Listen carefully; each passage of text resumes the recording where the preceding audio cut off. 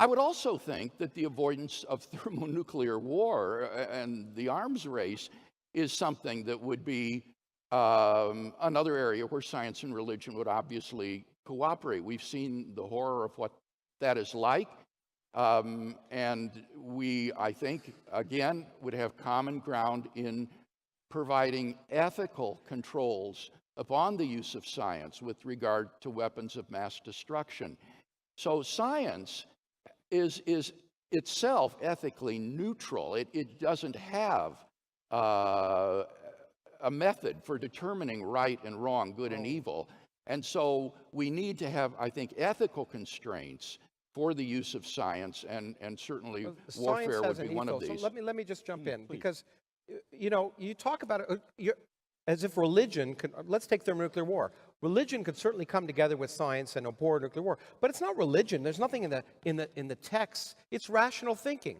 It's concern about how things work. There's nothing divine about saying that destroying humanity is a bad thing. So people of faith can come together with people of no faith to work towards a common good. But it's let me finish. It's rational thought that's very important. And in fact, I would argue that if it was those Canaanites and they had a nuclear weapon, you would have been really happy about dropping one on them.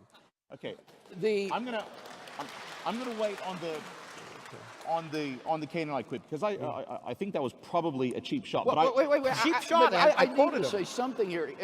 You're simply incorrect when you think that science has inherent ethical guidelines Honesty, within it. Science, full disclosure, transparency. as you've said many times, science describes how the world is.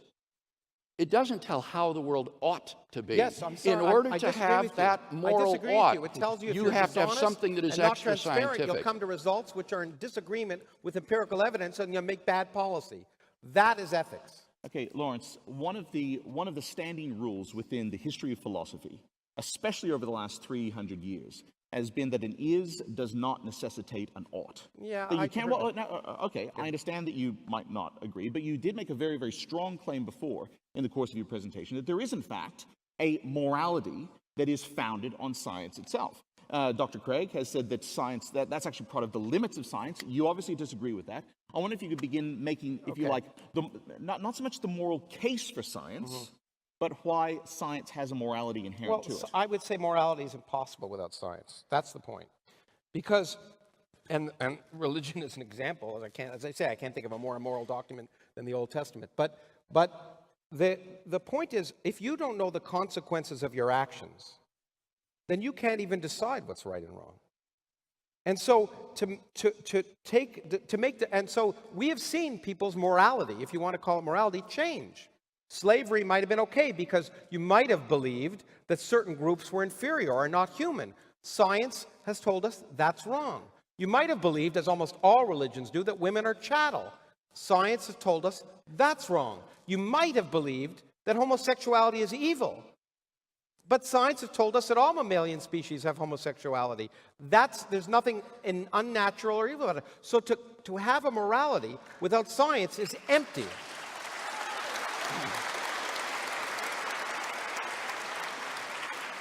That would at most show that science is a necessary condition, not a sufficient condition of morality. Okay, fine. There's no basis in science. There's no way you can determine that what the Nazi scientists did in performing medical experiments on living human beings was morally wrong. That moral values are not found in a test tube. No, I'm sorry, that's not true, because that's such a simplistic argument, and people bring up the Nazis all the time when they want to talk about atheists or science. The point is that you could say it's wrong because it causes pain. It causes pain and torture, and in fact, pain and torture hurt people. And to have a sustainable, productive life, you should not be in pain. Why is it wrong to cause pain to other members of your species? You can ask, animals do that all the time. The point is, all of these things are based on rationality. The laws of this country are not framed on Christian principles. They're framed on rational arguments about what causes the greatest benefit for the greatest number of people. There's nothing Christian about it, or Jewish about it, or Islamic about it. It's based on rationality. But Dr. Krauss, Dr. Krauss, surely you concede that the assumption that the good is that which brings about the greatest flourishing for the greatest number of people It's not an is assumption. I can itself- ask that question. I can say, is it better for the greatest number of people to flourish? I can ask that question. What happens to society? What happens to productivity? What happens to the reduction of violence? You can ask these questions, just like this.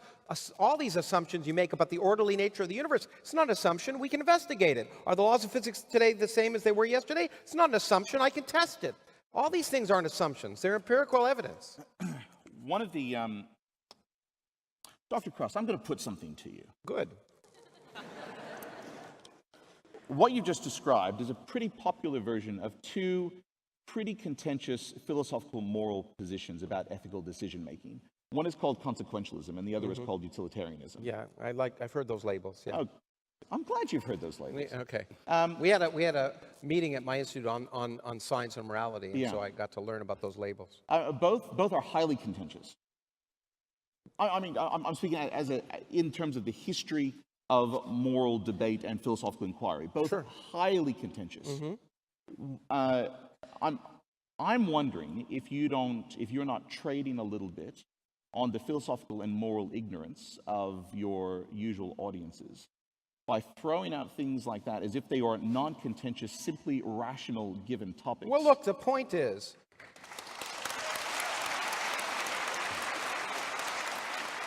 I think you're well aware of my opinion about the utility of philosophy, and let's not get there. But the point is that the claim that rational beings cannot act morally in the absence of any divine or spiritual belief is just clearly wrong. That's not the Atheists claim. are moral That's people. not the claim. No, but Nobody the has point claimed is, that the point belief is necessary for morality. What's The that? claim no one has claimed that belief in the divine is necessary to act morally. The claim is that in the absence of God to serve as a transcendent foundation for objective moral values and duties, there wouldn't be any objectivity. These would be simply the socio-biological spin-offs of evolution and social conditioning. They would if we didn't have brains. And that's the point. I mean, we'd say, oh, you'd all be creatures, you'd kill your neighbor if you didn't want to. The point is we have brains that allow us to be rational beings that can impact on other evolutionary psychological basis, on xenophobia, all sorts of things that are basically natural. Our brains can, in fact, ask, is it rational?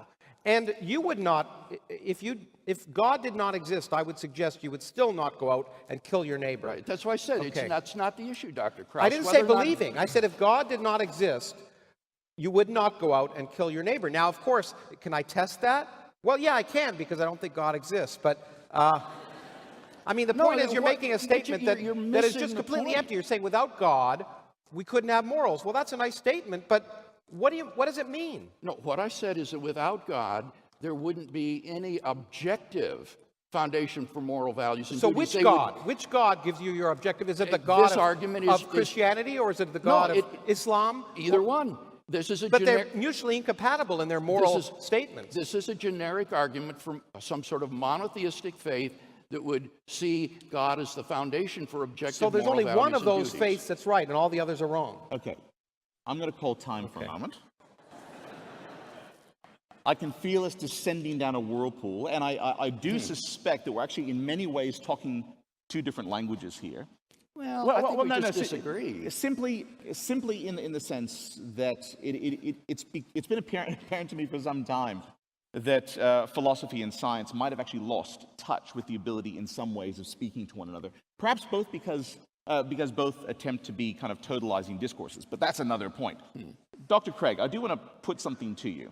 In my remarks at the beginning, I certainly didn't want to sanitize the relationship between the history of religion and the history of science. Or, let's just put it a bit more, in a more dire fashion than that, the history of morality and what we might call humanism, humanistic values, and the history of religion. Only someone who is an ignorant bigot or Philistine would want to paper over the massive developments, the shifts, the self-criticism, the repentance that's taken place within the history of religions in relation to their own behavior towards other people, towards other races, towards other sexes, but also the way in which religion, theology in particular, has changed its mind about the nature of the universe. How do you make sense of that? I mean, how can you retain a kind of consistent faith, knowing that the development of your own tradition has itself gone through quite significant developments? Because I believe in the objectivity of moral values and duties, I believe that moral growth and development is possible. When we say that slavery used to be widely accepted and now no longer is, I can say that's not merely a moral change, that's a moral improvement. When we say that the way we treat women is different than it used to be, that's not merely morally different, it's a moral improvement.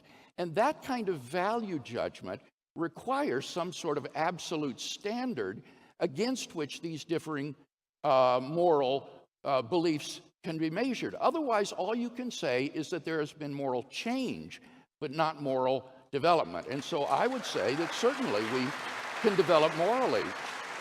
We realize past mistakes. Who determines what's moral? God. Oh, which God? Is it the Quran, the one who still says women are inferior and chattel and need to be veiled and put in bags? That God? That remains. That remains the to point be is there is decided. moral improvement, and the moral improvement is because because rationality based on empirical evidence, based on the clear empirical fact that women are not inferior and gays are not bad, that moral improvement has occurred because of an empirical evidence. And we, as I say, the reason morality was needed to be improved is because we were more ignorant, and science has made us less ignorant. Those statements all presuppose the intrinsic worth of human beings, and that is something that can't be justified scientifically.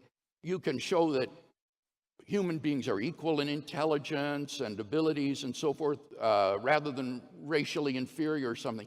But to affirm the intrinsic value of human beings, of Homo sapiens, is a moral judgment that is something that's incapable of being scientifically established. What do you mean by intrinsic worth? What do I mean? Yeah. I mean that they're ends in themselves rather than means to ends. We treat persons as ends in themselves rather than as means to be used towards some end. And in that sense, they have intrinsic moral value and therefore need to be treated as such. And that's not a judgment that science can establish. Science tells how the world I think science is, can say, not how it ought to be. Look, I think that's completely, I understand it. But science can say people are conscious beings that experience pain and suffering. And from having experienced those things, it's unpleasant.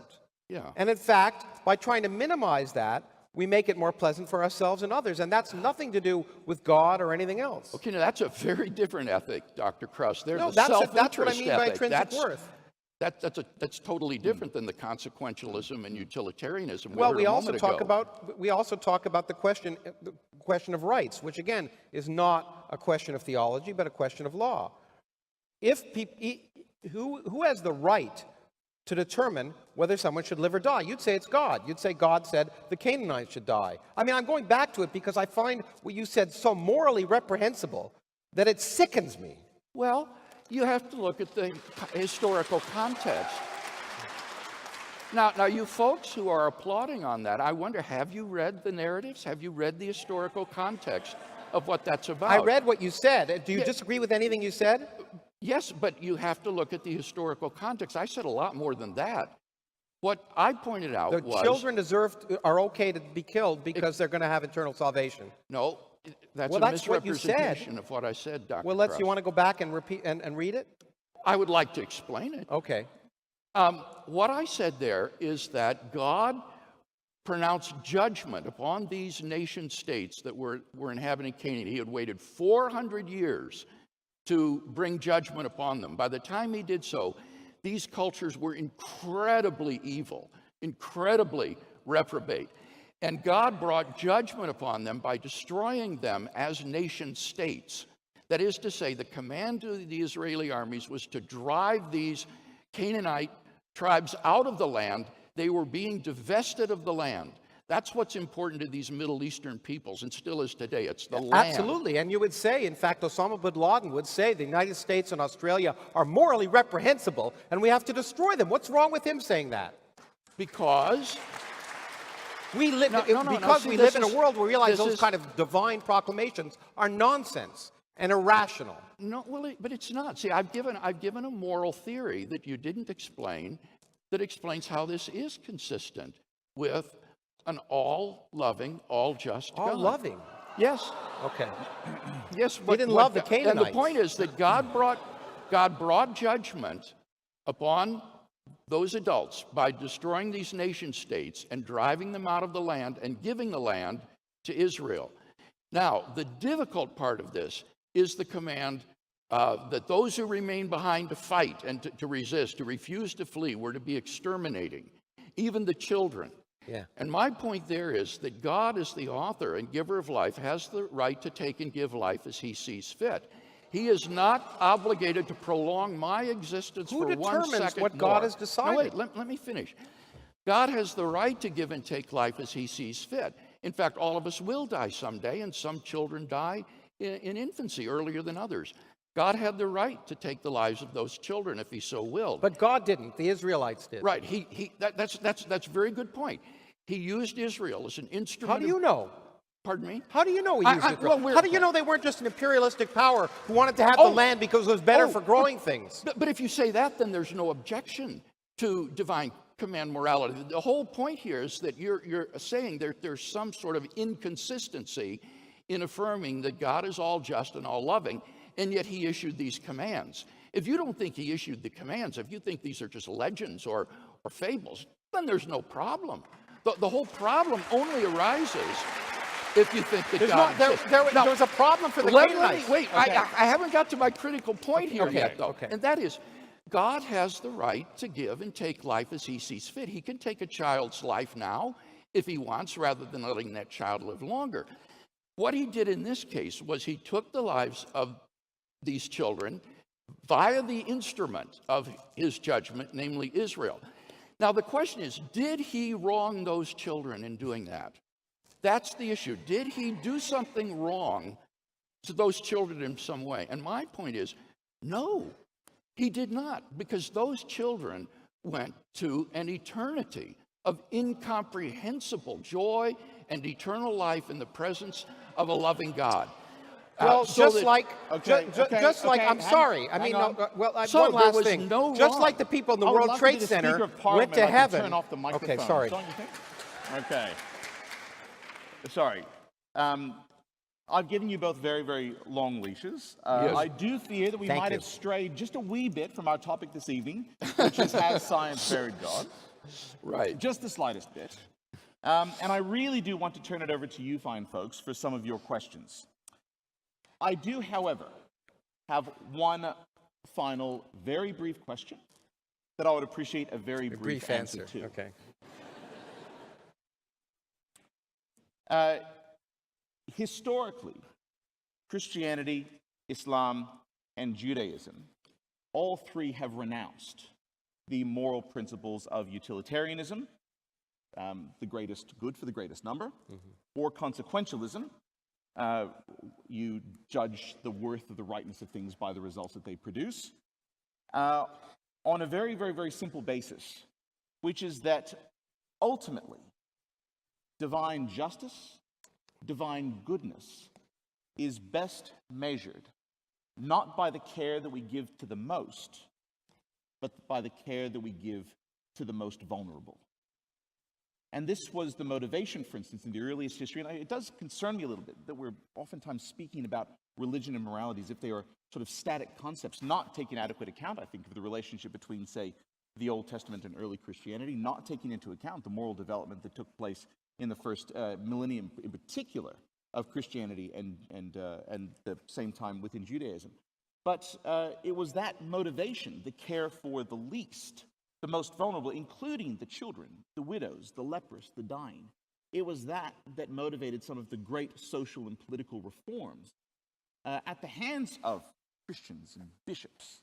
So I'd like to put to both of you that moral principle a society cannot have open season on the most needy, on those that consume an inordinate amount of society's goods. How does that moral principle stand with the two of you? I'm going to let Professor Krauss go first and then Dr. Craig. You want a brief answer to that question? It's 60 a very, seconds, it's a go. complex, even, I'm sure one thing Dr. Craig and I would agree on is it's a complex question and it requires a complex answer, but I'll try. Point is that I see the evolution of society through the Enlightenment as leading to that goal. I've seen no evidence of that in religion or religious practice. It may be true in some religious teachings, not all, but I certainly see no evidence of it. And in fact, I generally see quite the opposite. I generally see that children and women are abused by religion in different ways, in different religions. And I, in fact, take someone who the Catholic Church, I think, I don't know if they've sanctified her already, that awful woman, Mother Teresa. Okay? She, on the name of religious morality, that the weak need the greatest demand, said, okay, I'm going to take these kids and put them in my wherever she called them, the places where she kept them. But because I think they're going to be happier in heaven if they suffer here, I won't give them medication to ease their pain, and I won't help their lives prolong. They deserve to die because God wants them to be happy in heaven. Well, to me, that's not taking care of the needy. And so I don't see in action. It may be in words, but I think actions speak louder than words. And I think the actions that we've seen of the rise of democracy is due to the Enlightenment, and certainly not due to the 2,000 or 3,000 years of religion we've had. Yeah. Dr. Craig? I don't believe for one second that accurately represents Mother Teresa's attitude toward the orphans and the poor that she cared for in Calcutta. But what I would say is that you are right, Scott. Consequentialism is a terrible ethic. If on consequentialism, raping and killing a little girl would somehow bring about, through some fortuitous impact, the greatest amount of good for the greatest number of people, not only would that action be morally justified, you would be morally obligated to do it, which is horrible. That's morally reprehensible. So what we need is an ethic that has certain objective moral principles that are not dependent simply on consequences, but I would say are rooted in God, who is a transcendent anchor point for moral values beyond culture, beyond society, beyond mores, and is the plumb line against which all actions and decisions are measured. And part of that ethic, in the Christian faith at least, will, as you say, be concerned for the least among us. As Jesus said, insofar as you did this to the least among you, you did it unto me.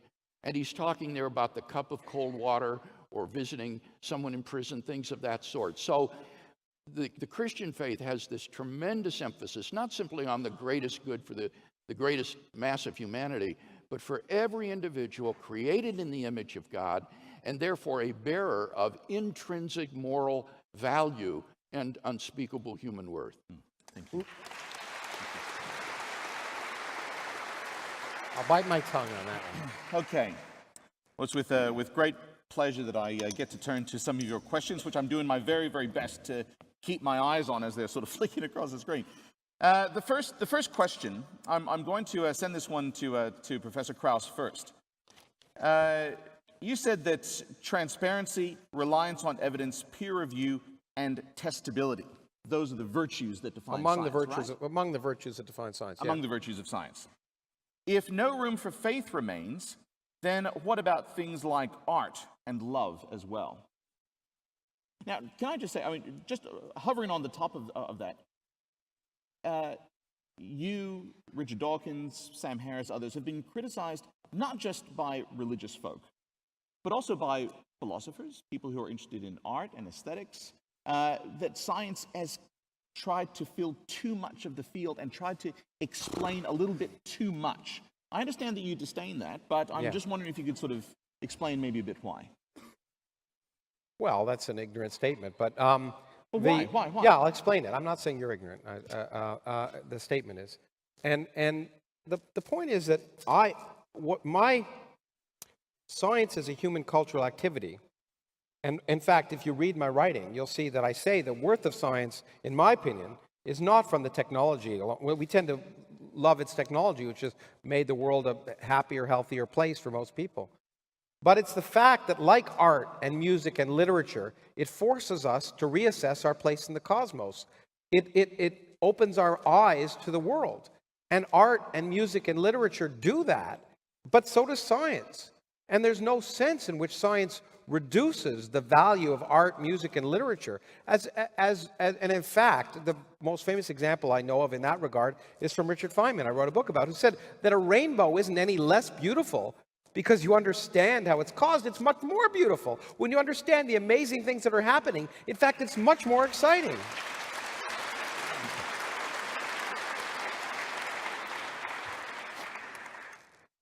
Professor Craig, there's a question here about essentially how can you be so sure about the will of God? You're speaking quite forthrightly, Yes. especially about the question of Canaanite children. That's what Yes. this question is pivoting to. How can you be so sure about the will of God? And again, if I can just sort of throw something that seems to be hovering above this question, this is also touching upon a very deep theological debate. Is something right because God wills it? Or does God will it because it is in itself right? Right, that's the old Euthyphro dilemma, and I think it's a false dilemma. I think the correct position is that God wills something because he is good, so that the good is God himself, and our moral duties derive from the commands of a just and loving God. Now, what was your question before you got to the Euthyphro part? How can you be so sure Yes. God's will? Well, I don't claim that I am so sure about these things, but in the case of the Canaanite invasion, the question there was, is there an ethical theory that it would allow us to say that this command given by God in these narratives is consistent with an all-loving and all-good God? And what I attempted to do was to offer an ethical theory that would make that consistent. And it's not enough to just respond emotionally to this and get all upset. You've got to deal with the ethical theory that I offered and show that there would be an inconsistency between God's being all good and all loving and his issuing this command. Now, if I'm incorrect about that, then it seems to me that the Christian will have to say, well, I guess these narratives are not historical after all. He'd say what you said, Israel, carried away by its nationalistic fervor, thought that God had commanded it to do these things, but he hadn't. But I'm not persuaded that we need to go that route yet. It seems to me that there is a defensible ethical theory that would enable us to say that God is perfectly loving, perfectly just, and that he issued these commands described in Genesis. Can I just make a little comment? I'll try not to be attacky in this regard, but I think it's really important to make this comment. I think what you said is correct. You found a way to find an ethical theory that makes those two apparently inconsistent things consistent. Okay? Yeah, right. And I've had a lot of discussions on stage and off stage with various theologians whose job is to do just that, to find ways to resolve apparent inconsistencies, to find ethical solutions that validate their belief. But that is what's wrong. Because the point of science and the reason it works is you don't just try and prove something you like to be true, you also try and prove it to be false. And that's what's really important. You don't just find a way to say the rainbows are caused by this or that. You actually try and see if your ideas are wrong and ask what's more plausible. And based on evidence and inquiry, what's more plausible. So what I find problematic is that the effort to find a rational excuse for something can work, but that doesn't make it right. Well, I think it's the same method that science uses, and you know this. Many times, a scientific theory will confront recalcitrant evidence, or there'll be shown some inconsistency, and the scientist doesn't just throw out his theory. He'll adjust certain auxiliary hypotheses in order to try to maintain consistency. and then he'll retest it But again. the great thing is that he can also say, you know what, I was completely wrong. He could. And that doesn't happen in religion. If he can't find a solution. But you know the scientist, like the theologian, will not simply abandon his view when it confronts a difficulty or apparent inconsistency. He'll try to develop a consistent theory and account that would make sense of all the data. No, it's not just that. He'll try and make predictions that work about experiments that have not yet been performed. Sure. If science were, the difference between science and religion is science isn't just a story. If science just said, you know, I can explain something I've already seen, and I can give a story that's consistent with that, well, then the tooth fairy would work, and leprechauns at the end of the rainbow or whatever. But what we try and do is we say, my story has to make predictions that work on things I haven't yet tested, and I'm willing to throw it out if that theory doesn't work. Sure, And but that's he doesn't fundamental throw it difference. out just because he confronts an inconsistency or recalcitrant data. He will only throw it out when the efforts to develop a consistent account of the data fail. No, sorry. If I predict a ball is going to fall up and it falls down, I don't say, well, I'm going to reassess what I mean by up. Okay? No, but you might reassess anyway. your theory of gravitation. I'm sorry. Okay, well. I just wanted to make that point. All right. Might I suggest, my friend, that if you think that theologians can't say I'm wrong, you've got to do a lot more reading in the history of theology. Good heavens. Well, you know, you have to. Professor anyway, Krauss. I had a. They have to. No, sorry. There's a question here. I'm going to give you a choice of two, but it'd be great if you could work them together. Okay, I'll do what I can do. Someone is asking, it looks as though it might be the same person. Can you speak to the role that Christians played, both in the Enlightenment and in the rise of democracy? As a kind of appendix to that, thinking specifically, say, of someone like William Wilberforce, who was instrumental in stopping the slave trade. I mean, he explicitly did that on the basis of his deep Christian convictions. I'm just wondering if you sort of say a little something about that. Look, okay, I mean, it's a stereotype to suggest that people of faith are not good people. Of course, that's ridiculous. And just like it's a stereotype to say people of no faith are not good people, which unfortunately in certain parts of the world is a death sentence because of religion. Now, the point is, it is absolutely true and undeniable, and anyone who knows anything about history would be ridiculous to say that in the Western world at least, and I disagree with Dr. Craig about the fact that there wasn't good science in the Islamic world or the Chinese world. There certainly was. But in the Western world, there's no doubt that there was an integral relationship between religion and the development of science. As I said, Newton spent a lot more time writing about his wacko views on God and alchemy than he did on the Principia. But the point is that first of all, my first statement is saying, thanks, did a good job, now go home. Okay, I mean, historically, if that led to the development of science, that's great. We should be thankful for that aspect of religion. But there's a good reason why there's an integral relationship. It was the only game in town. It was the only historical source of power. It was the national science foundation of this 15th century. Galileo and others had to have patrons who were popes and other people because it was the only source of education and power. So it's not too surprising that in a society in which science developed, the only source of education and power was religion. But that historical fact does not in any way suggest that there's anything more than the accident of history. See, I've heard you give this response before, and I think it's a failure to understand the argument. The argument isn't that modern science needed some source of funding akin to the National Science Foundation.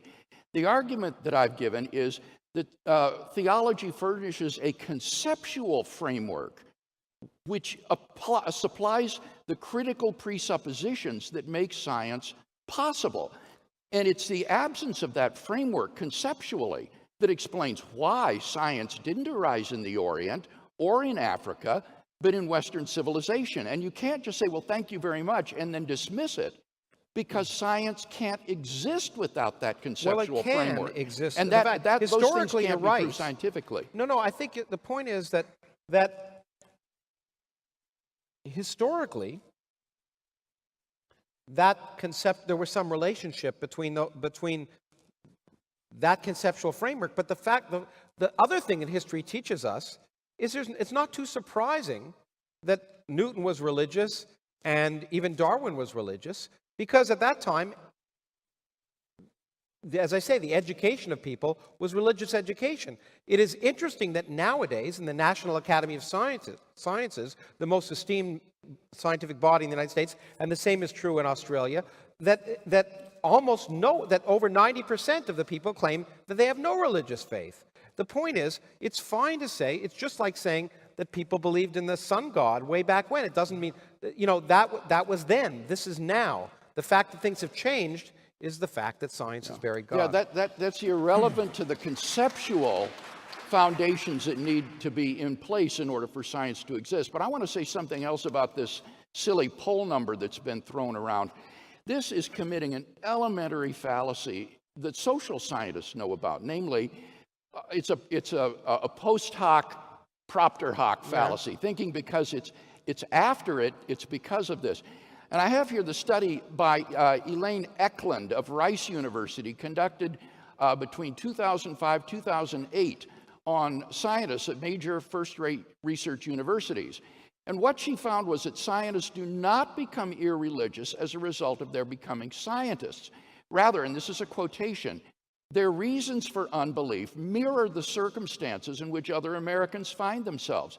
They were not raised in a Christian home. They have had bad experiences with religion. They disapprove of God or see God as too changeable. The fact is, these folks became unbelievers before they went into science. Their unbelief is not a result of their science. So these polls just are committing elementary fallacies. Well, look. The key point is, well, there are two key points. First of all, what you've demonstrated is that when you thrust religion down the throats of children, which is child abuse, before they even have these are deep. You're a man who spent most of your life studying the deep questions of theology. They're deep questions. They're not something, you don't talk about libertarianism or conservative ideals to a 3-year-old. But you force this down when they're a 3-year-old, it's very, very difficult to abandon those things. It's very difficult for any of us who were brought up in a religious house to completely abandon those notions, because when you're a child, you don't have the cognitive abilities, and in fact, these things just become dogma. But the other thing that you suggest, which somehow this myth that is pervaded by both of you, is that somehow there's this connection between religion and science. There isn't. There are groups that study religion and science, and they talk to other groups that study religion and science. The point is that I have been a scientist for 30 years, and I've never been, not once, to a scientific meeting, a scientific seminar, a scientific class where the word God has been mentioned. It's just irrelevant. As Stephen Weinberg says, most scientists don't even think enough about God to know if they're atheists. Well, you remember the quotation that I read from P.T. Landsberg about the conference at which he spoke, and the articles and the journals that I referred to. The point is, what I like to say is the same thing I said to some philosophers. Great, you guys study the intersection of religion and science, you work on it, and we'll go discover how the universe works. Okay. Yeah. Okay, we've got two last questions. One's a little bit fun. I'm going to save that till last. Here's the big gun, it seems to me. Professor Krauss and Dr. Craig, you both seem to believe that the universe came from nothing, but you disagree substantially on whether or not nothing is ever really nothing. Please explain. Well, first of all, there's an incorrect statement there. I don't believe anything. Belief is not a word that scientists use. Of course you believe Something things. You believe what you just said, right? Don't you believe that? Let me explain what science... Things are either likely or unlikely. They're very likely, they're very unlikely. We try and assess the likelihood of something, and if the likelihood of something is near certainty, then you might call it a belief, but it's not a belief. It's not something we say, I believe this, which means that I have some inner confidence and inner certainty. That is not how science works. Let's go to the question So, of nothing. so the word belief is not something I'd say about. Now, in fact, I don't know if the universe came from nothing or began. Okay? What I can show is that everything we know about science is consistent with a universe full of matter, stars, life, human beings, aliens, everything we see, where space and time and laws, when none of that existed before. Now, to me, what you can argue, in fact, you can do your PhD thesis on whether that's nothing, but I don't really give a damn. The point is, the miracle that it seems to me that religion is supposed to try and explain is how this incredible universe of 100 billion galaxies, each containing 100 billion stars, how it could come, how it could arise if they weren't there in the first place. That seems to violate everything we know logically and everything we think we might know about the laws of physics. What we've learned is it's not true. It can all come from no space.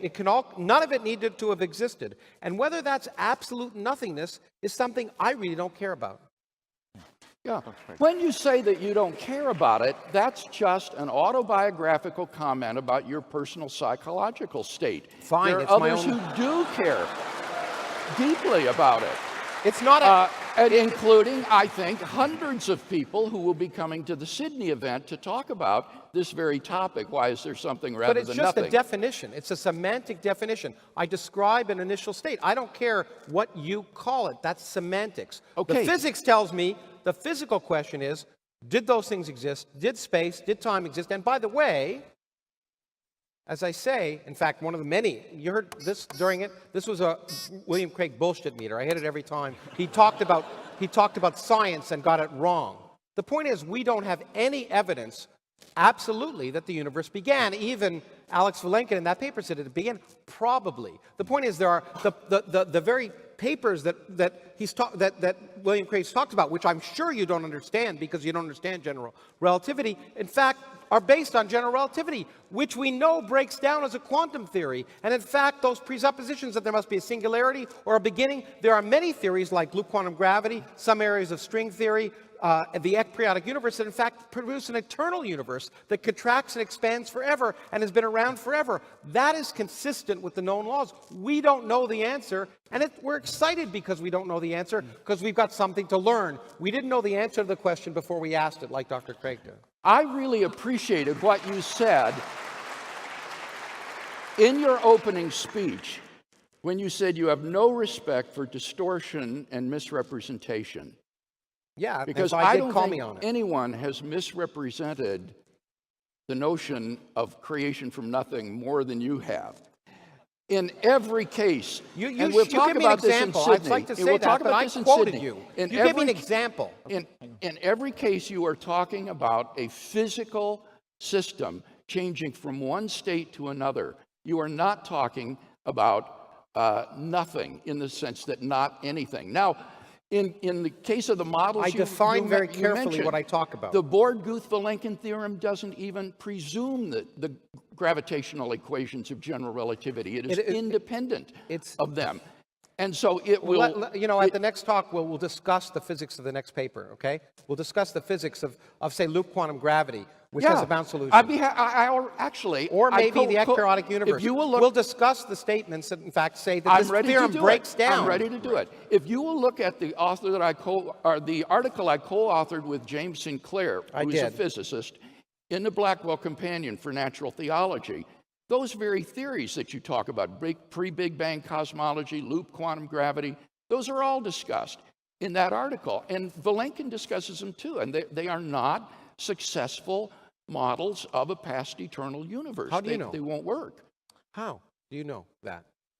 Because of the scientific articles that have been published on them. For example, what about the scientific articles that have been published, in fact, that there are meetings on that talk about an eternal bounce universe? You think all those scientists just happen to like it, and they go to work and work on this because they have some inner belief that the universe is eternal, and they don't mind that it's inconsistent mathematically? That's nonsense. No, they're working on trying to find a model like that, but so far it hasn't been done. We just don't know the answer, and I wish you'd just understand that that's a good thing. That's a good thing. Not knowing the answer means there's something left to learn. Certainty in the absence of evidence is in fact the source of much of the problems in the world. When somebody like Alex Vilenkin, who is one of the premier cosmologists good of our friend. day, says all the evidence we have says that the universe has a beginning, that ought to make us pause and take that seriously. Now, that's not to say it's certain, but it is to say It's that the consistent evidence with our universe inclines having on a that side of beginning. the If you ask scale. me, if you ask me what would I bet our universe had a beginning. You bet what? I'd bet our universe had a beginning, but I'm not certain of it. Why and I didn't know you say that I the was physics. certain? Hold on, that is my based on what the physics that I know. I'd say it's a more likely possibility. Yeah, right. But it doesn't say the universe had a beginning. It says it's likely. That is a fundamental difference that you don't Dr. understand. Krauss, please, any statement you make can be qualified with the prefix probably. Because qualifications are what science is all about. We qualify our uncertainty. That is silly. what makes science That's so silly. good. Okay. There's no Okay. scientific article that contains the word probably in front of every sentence. I have a question here. Scott Stevens, are you sorry or are you relieved that you're not moderating the next debate? Well,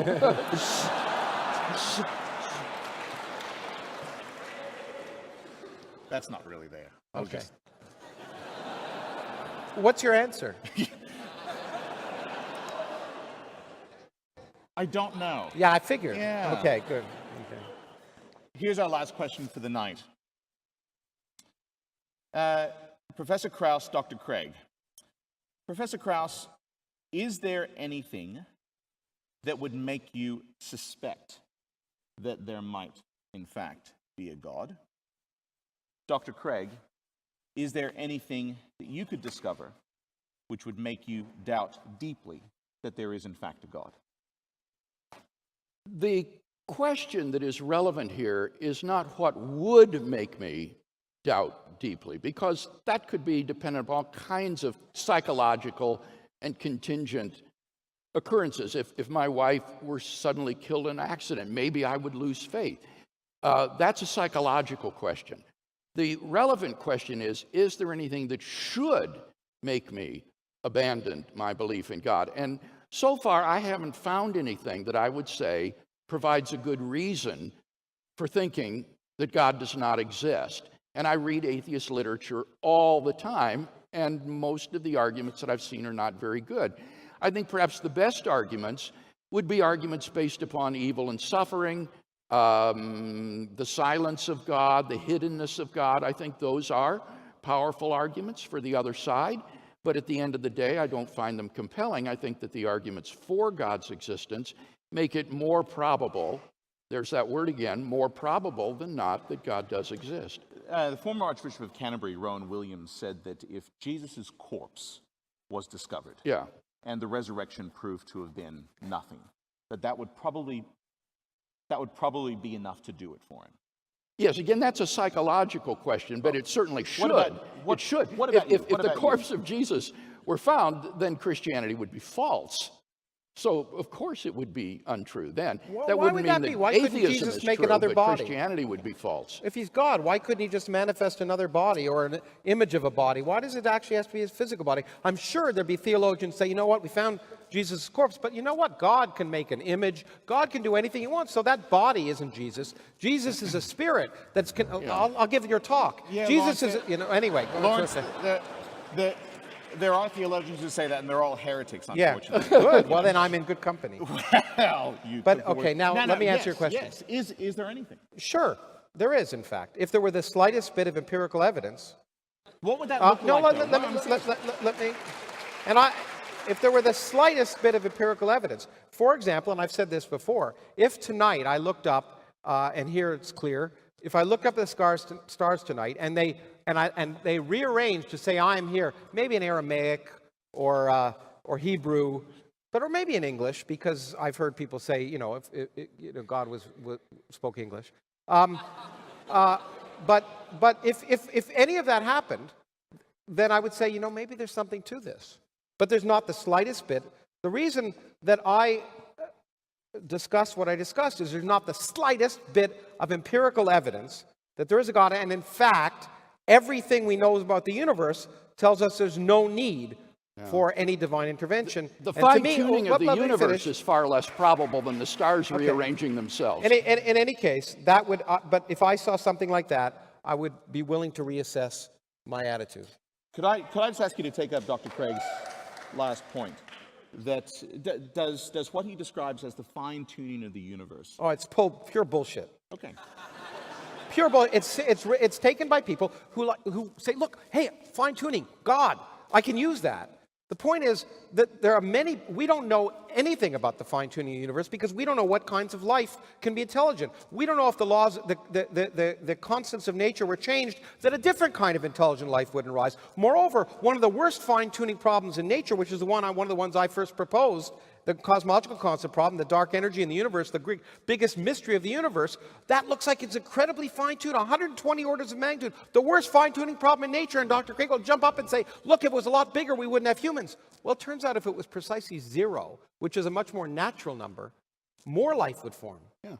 It exhibits one-sided fine-tuning. So this claim That's that not a somehow problem. you know that if the laws of physics were different, life wouldn't arise, means you know a hell of a lot more about the laws of physics than anyone I know.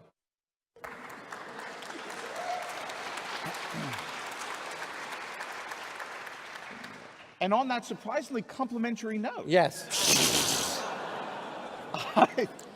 I think we should bring our evening to a close. Would you please join me in thanking Professor Lawrence Krauss, Dr. William Lane Craig.